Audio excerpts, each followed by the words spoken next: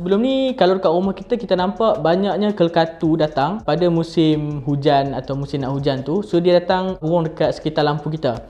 Tapi kalau kat kampung, selain daripada kelkatu, kita boleh tengok juga reyang-reyang juga kacau lampu, spesies kupu-kupu dan juga beberapa spesies lain lah yang kita nampak once dah ada lampu dia akan datang secara berkumpulan. So kenapa kejadian ni berlaku? Sejujurnya lah nak cerita adalah kejadian kenapa serangga ni suka pada lampu dan cahaya ni adalah masih belum dibuktikan secara scientific, but in term of theory. Cerita tentang serangga tertarik pada cahaya ni, dia ada satu sebab, iaitu disebabkan oleh keadaan photoexist. Photoexist ni apa? Maksud dia exist ni macam satu line, foto ni cahaya. So pada paksi cahaya tu terdapatnya satu sebab kenapa insek tu suka pada tempat tu. So dia pecah kepada dua. Yang satu adalah positive photoexist, yang kedua adalah negative photoexist. So photoexist yang positif ni lah yang kita selalu nampak pada waktu malam. Contohnya macam kelkatu, dia jenis spesies photoexist. But ada juga negative photoexist, iaitu spesies lipas. Dia memang tak suka cahaya, tapi bukanlah ada maksud dia tak suka, tapi dia lebih suka berada dalam keadaan yang gelap dan lembap.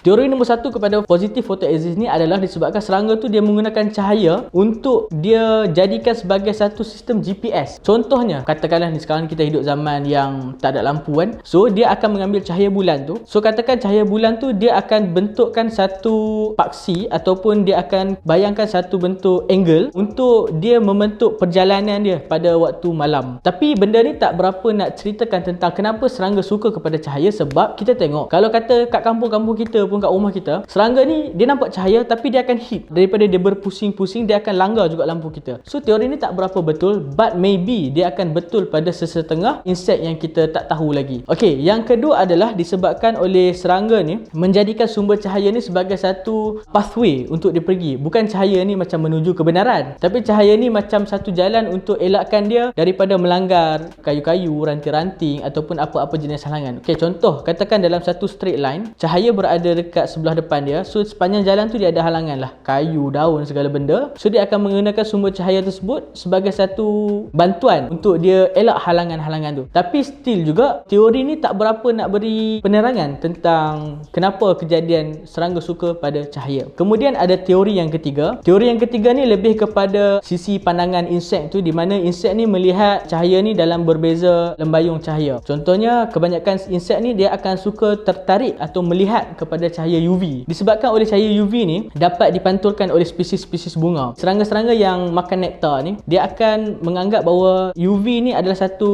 guide kepada dia untuk mencari sumber makanan. Tetapi ada satu masalah adalah bila terdapat banyak sangat lampu dekat sekitar urban area ataupun kawasan-kawasan bandar ni, dia akan confuse dengan sumber makanan, dengan cahaya, dengan pelbagai benda lagi. So menyebabkan insek-insek ni mungkin akan mati disebabkan oleh dia tak dapat sumber makanan. Yang kedua adalah dia menjadi sumber makanan kepada spesies burung ataupun kelawar, sebab bila banyak cahaya dia akan menghurung kawasan-kawasan mentol lampu. So kelawar-kelawar ni akan nampak lah insek tu ada banyak kat situ, so dia akan attack sebagai dia punya sumber makanan. So disebabkan perkara itulah kita jarang sekarang nampak insek yang banyak dekat kawasan pekan-pekan ataupun bandak-bandak. Berkemungkinan mereka telah menghadapi kepupusan dalam populasi yang terdekat kat kawasan tu. So itu adalah benda yang buruk juga lah kepada pencemaran cahaya terhadap spesies insek ni. Kemudian ada satu peristiwa yang kata kenapa teori ni tak terpakai sangat kepada spesies insek ni, sebab once kita pasang unggun api dekat kawasan pergi camping, campfire, something like that kan. So insek ni sebenarnya daripada digunakan api tu sebagai guide, sebenarnya dia pergi terus kepada api tu.